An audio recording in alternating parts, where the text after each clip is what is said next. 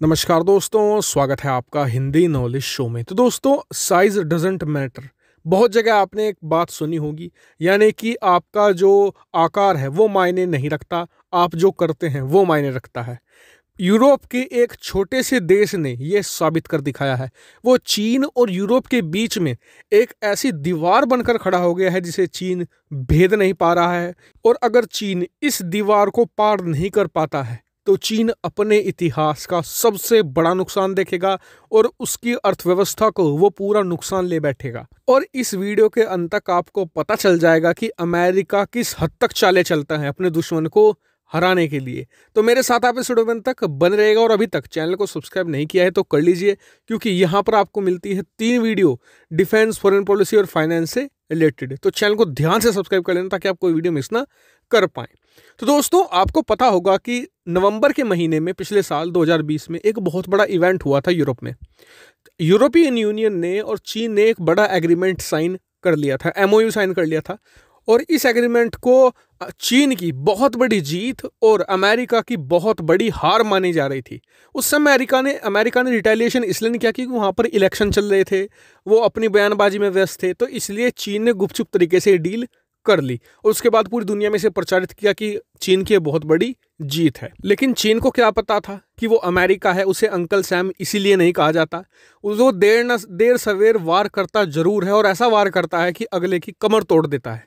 वार के बारे में हम बाद में बात करेंगे, पहले डील के बारे में बात कर लेते हैं। तो डील ये थी कि यूरोप के अंदर एक तरीके से मंजूरी मिल गई थी चीन को वहाँ के जो 5G टेंडर में पार्टिसिपेट करने की और 5G के टावर लगाने को लेकर। और ये चीन के लिए बहुत बड़ा बूस्ट था क्योंकि यूरोपियन यूनियन की मार्केट बहुत ह्यूज है और लॉन्ग रन में चीन को इससे $1 ट्रिलियन का फायदा होने वाला था। बिलियन की बात नहीं कर रहा हूँ मैं, $1 ट्रिलियन की बात कर रहा हूँ। उससे भी बड़ा फायदा यहाँ पर होता चीन को, निश्चित तौर पर इतनी बड़ी मार्केट को देखते हुए, क्योंकि एक बार 5G लग जाती तो फिर बेस मिल जाता चीन को 6G 7G, दूसरी कंपनियों को कम्पीट ही ना करने देता चीन, और आगे तक चीन को बड़ा बेनिफिट होने वाला था। लेकिन अमेरिका ने ये होने से रोक लिया एक देश के जरिए। दरअसल जब ये डील साइन हुई तो सभी देश एकजुट थे, पूरा यूरोप ने ये डील साइन करी थी। लेकिन अमेरिका ने इसका तोड़ निकाला। तोड़ ये कि उन्होंने एक देश को खड़ा किया, स्वीडन को। स्वीडन यूरोपियन यूनियन का हिस्सा है। उन्होंने कहा कि आप विरोध कीजिए इसका जमकर। स्वीडन ने करना शुरू किया और स्वीडन ने सीधे तौर पर यूरोपियन यूनियन में रहते हुए 5G को बैन कर दिया, चीनी 5G को, जी हाँ, हुआवे को बैन कर दिया स्वीडन में कंपनी लगाने को लेकर। और इतना ही नहीं, अब स्वीडन ने तीखे बयानबाजी शुरू कर दी है और दूसरे देशों को मनाना शुरू कर दिया है यूरोपियन यूनियन के वो कि इस डील का विरोध करें। और इसको लेकर विरोध के स्वर उठने शुरू हो गए हैं। फ्रांस ने रिस्ट्रिक्ट कर दिया है हुआवे को अपने देश में। इसके अलावा दूसरे देश भी कड़े कदम उठाते जा रहे हैं।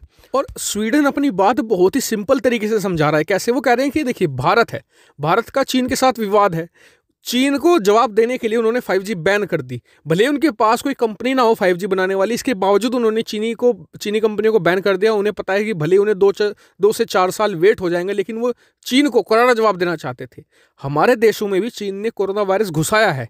हम चीन को एक तरीके से गिफ्ट दे रहे हैं उसका कि उन्होंने हमारे यहाँ पर वायरस भेजा है। हमारी अर्थव्यवस्थाएं डूब रही हैं, चीन प्रगति कर रहा है। तो ऐसे कैसा हो सकता है? अपराधी को कटघरे में तो जरूर लाना चाहिए। जबकि यूरोप के पास तो ऐसी कंपनियां हैं जो 5G के टावर बना सकती हैं और बना रही हैं, जैसे कि एरिक्सन है उनके पास, नोकिया है, ये कंपनियां बना सकती हैं। अगर हम खुद ही अपनी कंपनियों के नहीं खरीदेंगे तो दुनिया के दूसरे देश हमारे क्यों खरीदेंगे? ये बात भी वो कह रहे हैं।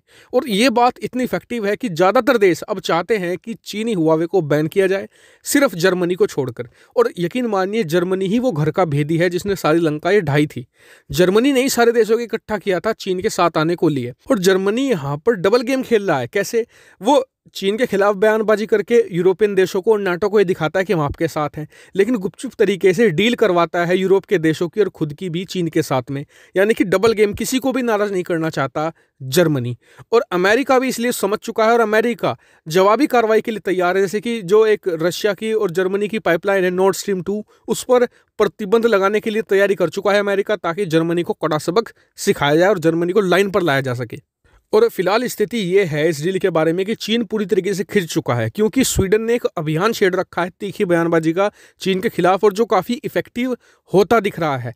आधे से ज़्यादा यूरोपियन यूनियन के देश अब चाहते हैं कि हुआवे को बैन किया जाए, और खास करके वहाँ की जनता में इसको लेकर काफ़ी उत्साह देखा जा रहा है, क्योंकि वो लोग जानते हैं कि वो जो उन्होंने कष्ट झेला है, हजारों लोग उनके मरे हैं, ये सिर्फ और सिर्फ चीनी वायरस के कारण ही हुआ है। वहीं इससे चीन को भयंकर घाटे के नुकसान है, क्योंकि इसी यूरोपियन डील के बदौलत ही हुआवे ने और दूसरे जो चीनी मैन्युफैक्चरर है जो 5G के कंपोनेंट बनाते हैं, उन्होंने भारी भरकम लोन उठा रखे हैं कि भविष्य में वो बहुत ज़्यादा मैन्युफैक्चर करके एक्सपोर्ट करेंगे यूरोप को, लेकिन उनकी सारी योजनाएं धरी रह जाएंगी।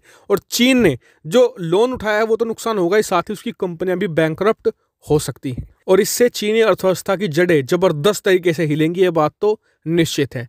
हालांकि आपका क्या मानना है इस डील पर, उस डील के बाद अब जो संभावनाएं उभरी हैं, कमेंट करके जरूर बताएगा। साथ ही वीडियो को शेयर कीजिएगा और चैनल को सब्सक्राइब करना बिल्कुल मत भूलिएगा। Thank you for watching video.